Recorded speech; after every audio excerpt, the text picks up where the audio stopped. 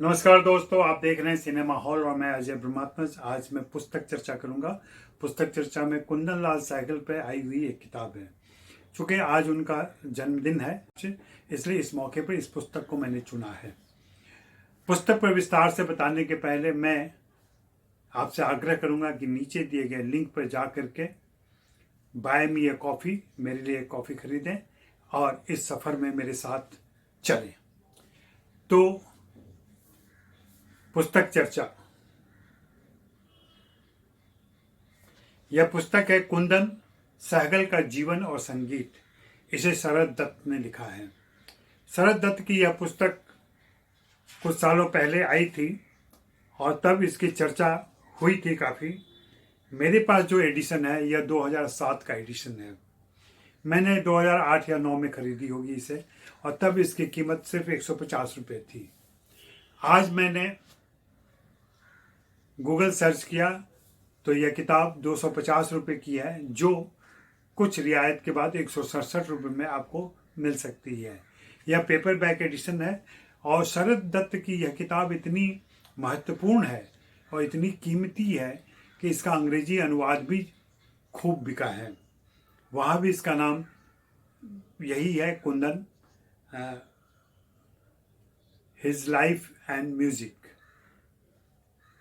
शरद दत्त ने विभिन्न स्रोतों से सारी सामग्रियां इकट्ठी की हैं और उन्होंने बहुत ही सिलसिलेवार, क्रमवार तरीके से शरद दत्त ने कुंदन लाल सहगल के जीवन को इसमें रखा है। 211 पृष्ठों की इस पुस्तक में कई सारे अध्याय हैं और उन अध्यायों के नाम मैं केवल पढ़ देता हूँ आपके लिए, ताकि आपको एक हल्की सी जानकारी लग सके कि इसमें और क्या क्या बातें हो सकती हैं। सहगल के बारे में सबसे पहले उन्होंने एक परिचय लिखा है जिसमें उनको वे संपूर्ण गायक और अभिनेता मानते हैं। इसमें कोई दो राय नहीं हो सकती है।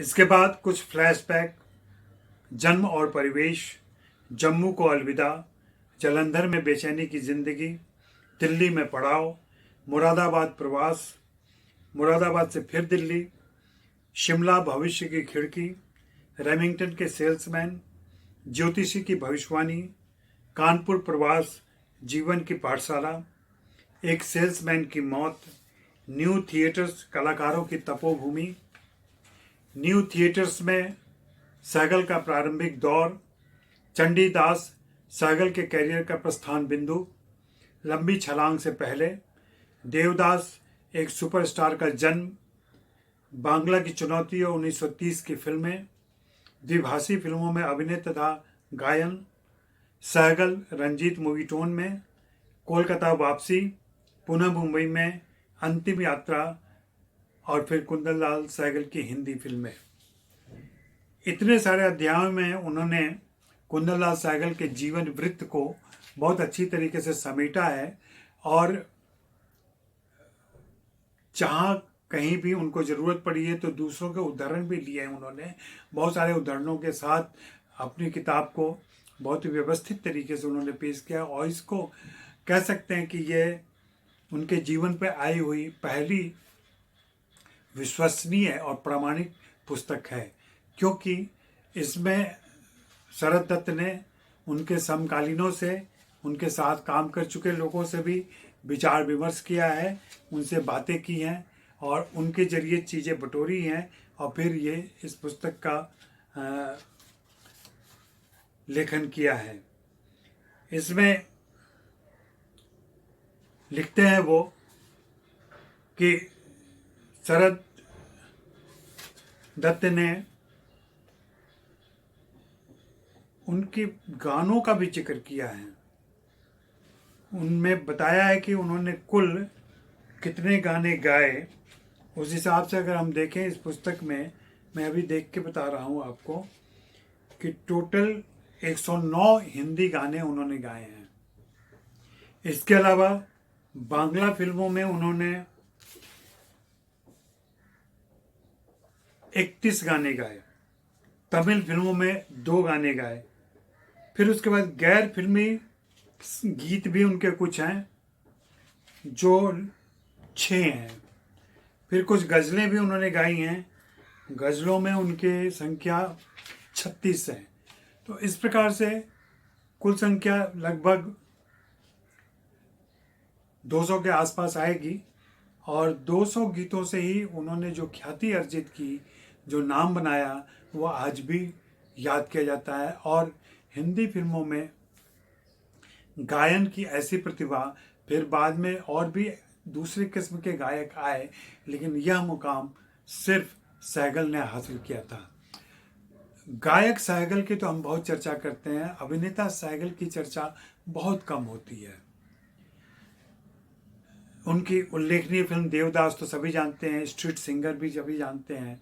मेरा ख्याल है कि एक अध्ययन उनके अभिनेता पक्ष पर भी होना चाहिए।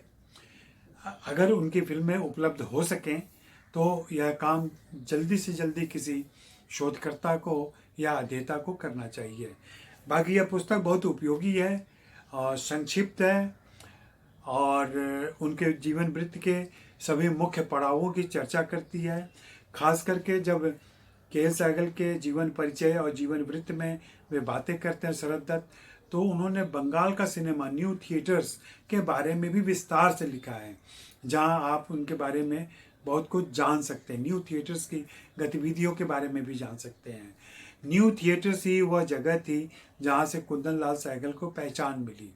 और आपको आश्चर्य होगा कि शुरू की 2-3 फिल्मों में उन्होंने अपना नाम इस डर से बदल दिया था ताकि घर वाले उनको पहचान न सकें, और उनका नाम रखा गया था सहगल कश्मीरी। 3 फिल्मों के बाद यह नाम बदला, और उनकी जो महत्वपूर्ण फिल्म जिससे उनकी पहचान बनी वो है चंडीदास। वैसे चंडीदास के पहले पूरन भगत में वे गाने गा चुके थे। केदार शर्मा ने उनके जीवन के बारे में बहुत अच्छी बात की है और बहुत रोचक बात है, उसका जिक्र इस किताब में भी है कि केदार शर्मा जब पूरन भगत देख करके अब उससे प्रभावित होकर के कलकत्ता पहुँचे कि देवकी बोस के साथ सहायक का काम करेंगे वो, तो वहाँ उनको न्यू थिएटर्स में एंट्री नहीं मिल पाई। न्यू थिएटर्स में एंट्री नहीं मिली तो उनको पता चला कि यहाँ पे पंजाब के 2 कलाकार हैं, एक के सहगल, दूसरे पृथ्वीराज कपूर। वे दोनों के यहाँ जाते हैं। पृथ्वीराज कपूर ने तो साफ मना कर दिया कि मैंने अभी छोटे भाई की सिफारिश की है देवकी बोस से, तो मैं तुम्हारी सिफारिश नहीं कर पाऊँगा। उसके बाद चलते चलते वहाँ केदार शर्मा ने पूछा, और चूँकि पृथ्वीराज कपूर ने उनको सलाह दी थी कि तुम सहगल के पास जाओ, वे तुम्हारी सिफारिश कर सकते हैं। तो केदार शर्मा ने उनसे पूछा कि कोई उनका छोटा भाई तो नहीं है? तो कहा नहीं, उनका भी छोटा भाई है, लेकिन वह दर्जीगिरी करना चाहता है, उसका फिल्मों में कोई इंटरेस्ट नहीं है। इस प्रकार से वहाँ सहगल के पास पहुँचे, और सहगल फिल्मों में काम मिल जाए अभिनेता के तौर पर, इसके लिए वे पतले दुबली काठी के वर्जिश कर रहे थे। वर्जिश के लिए उनके पास डंबल नहीं था आज के ज़माने की तरह, तो वे कद्दू के हाथ में लेकर के और कसरत कर रहे थे।